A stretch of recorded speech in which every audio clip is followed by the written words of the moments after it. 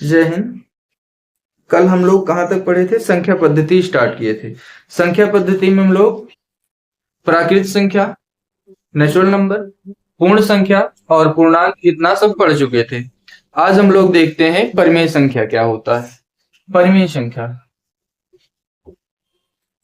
परिमेय संख्या अंग्रेजी में क्या कहते हैं इनको? Rational number. परिमेय संख्या को क्या कहते हैं? रेशनल नंबर कहते हैं। ठीक है, अब देखिए परिमेय संख्या की परिभाषा क्या होती है। ऐसी संख्या जो P बटे Q के रूप में लिखा जाए, ऐसी संख्या जो P बटे Q के रूप में लिखा जाए उसे क्या कहते हैं? परिमेय संख्या कहते हैं। ऐसी संख्या जो P बटे Q के रूप में लिखा जाए उन्हें क्या कहते हैं? परिमेय संख्या कहते हैं। जैसे अगर हम लोग कहें 3/2, तो बताइए ये P बटे Q के रूप में है कि नहीं है? इसको अगर हम P कहें और इसको Q, तो P बटा Q 3/2, तो 3 को P कह देंगे, 2 को Q कह देंगे, तो मतलब 3/2 P बटे Q के रूप में है। एक और कंडीशन ये है कि P बटे Q के रूप में तो लिखें, Q का मान 0 नहीं होना चाहिए। Q का मान 0 नहीं होना चाहिए। P चाहे 0 हो या ना हो उससे नहीं मतलब है, बस ध्यान ये देना है कि Q का मान 0 नहीं होना चाहिए, बाकी चाहे P 0 हो और चाहे ना हो। ठीक है, ऐसा क्यों कह रहे हैं अभी हम लोग आगे समझते हैं। चलिए पहले इसको देखते हैं, ये परिमेय क्यों है? परिमेय का क्या मतलब होता है? परिमेय का क्या मतलब होता है? परिमित होता है। परिमेय का क्या मतलब होता है बाबू? परिमित होता है। और परिमित का क्या मतलब होता है? सीमित होता है। सीमित मतलब कोई चीज फिक्स होनी चाहिए। सीमित मतलब कोई चीज क्या होनी चाहिए? फिक्स होनी चाहिए। जैसे एक दिन में कितना रोटी खाते हैं हम लोग? 4 रोटी खाते हैं मान लीजिए, तो ये 4 रोटी फिक्स है। और इतना भूख लग गई कि 4 रोटी नहीं, असीमित रोटी खा लो, बिना कोई फिक्स के ही रोटी खा लो, तो वो क्या हो जाएगा? आपका असीमित हो जाएगा।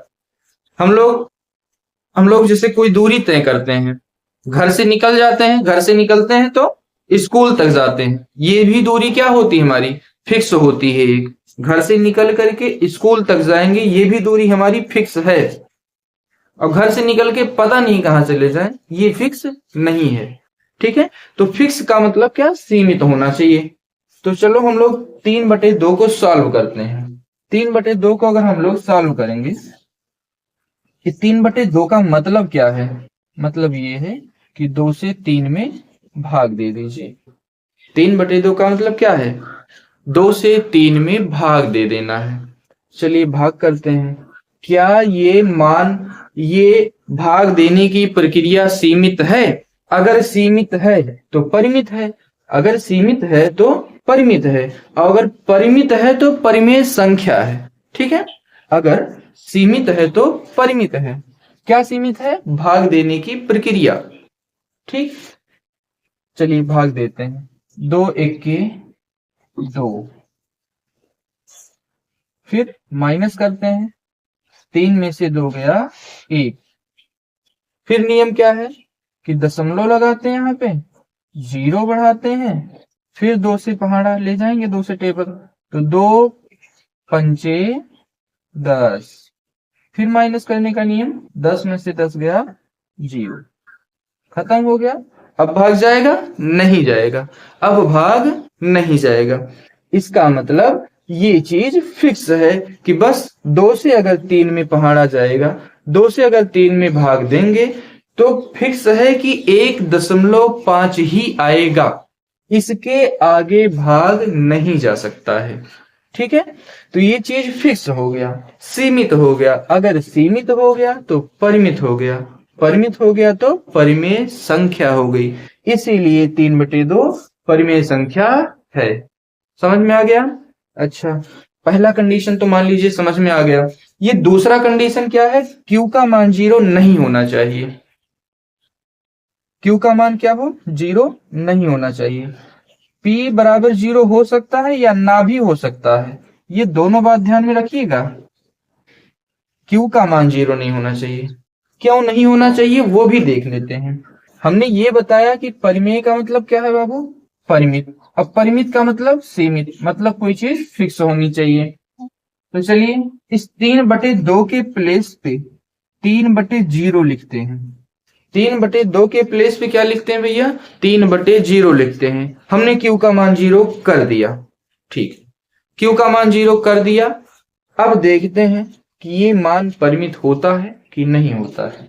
जैसे 3/2 का मतलब 2 से 3 में भाग देना था, वैसे 3/0 का मतलब क्या होगा, 0 से 3 में भाग देना है। चलिए भाग देते हैं। मान लीजिए दिमाग काम करता है कि पहाड़ा जो टेबल जाएगा हमारा 0 से 3 में, जो टेबल जाएगा 0 तिहाई 0, यही तो होता है ना। और फिर माइनस करते हैं, 3 में से 0 गया 3, ठीक है। अब फिर 3 में से 0 गया 3, जैसे देखिए दिख नहीं रहा होगा, यहां भाग करते हैं 0 से 3 में, ठीक है। तो 0 तिहाई 0, फिर माइनस करते हैं, 3 में से 0 गया 3। अभी कितनी बार जाएगा, 0 तिहाई 0, 3 में से 0 गया 3। क्या कभी कटने वाला है, नहीं कटने वाला है। मतलब ये कभी रुक रहा है, नहीं रुक रहा है ना, फिक्स है, नहीं है ना। कोई चीज फिक्स का मतलब क्या, बस इसके बाद शेषफल 0 आ गया था, लेकिन यहाँ तो शेषफल कभी 0 आ ही नहीं रहा है। शेषफल कभी 0 आ रहा है, नहीं आ रहा है, इसका मतलब ये बात फिक्स नहीं है। ऐसे 3 3 3 3 पता नहीं कहां तक जाएगा, ये सीमित नहीं है। अगर सीमित नहीं है, अगर सीमित नहीं है तो परिमित नहीं है, और परिमित नहीं है तो परिमेय नहीं है। इसका मतलब 3/0 परिमेय संख्या नहीं है।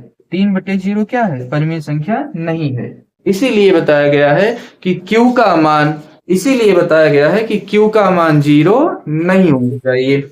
समझ में आ गया। परिमेय संख्या किसे कहते हैं, एक बार फिर से रिवीजन करते हैं। जो P/Q के रूप में लिखा जाए, परिमेय संख्या किसे कहते हैं, जो P/Q के रूप में लिखा जाए, और Q का मान 0 नहीं होना चाहिए। 0 क्यों नहीं होना चाहिए, अभी हम विस्तार से आपको बता दिए, ठीक। और अगला कंडीशन ये है, अगला कंडीशन ये है कि P और Q पूर्णांक होने चाहिए। क्या होने चाहिए, पूर्णांक होने चाहिए। P और Q पूर्णांक होने चाहिए। चलिए ठीक है, देखिए ऊपर लिख देते हैं, P और Q पूर्णांक होने चाहिए।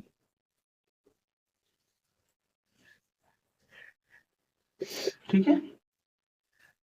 पूर्णांक क्या होता है, पूर्णांक किसे कहते हैं, माइनस की संख्या। पूर्णांक किसे कहते हैं, माइनस की संख्याएं, प्लस की संख्याएं, और 0 भी साथ में, साथ में क्या होना चाहिए, 0 भी होना चाहिए। ये सब पूर्णांक होते हैं। माइनस की संख्याएं, प्लस की संख्याएं और 0, ये सब क्या होते हैं, पूर्णांक होते हैं। अब आपको हो सकता है दिमाग ये काम करे कि सर जी ये बताया गया है कि Q का मान तो 0 नहीं होना चाहिए, और P और Q पूर्णांक भी होने चाहिए। Q पूर्णांक होने चाहिए, ठीक है, मतलब 0 होना चाहिए। लेकिन एक कंडीशन ये बता दिया गया है, Q का मान 0 नहीं होना चाहिए। क्यों नहीं होना चाहिए, ये हम लोग यहां पर देख लिए थे।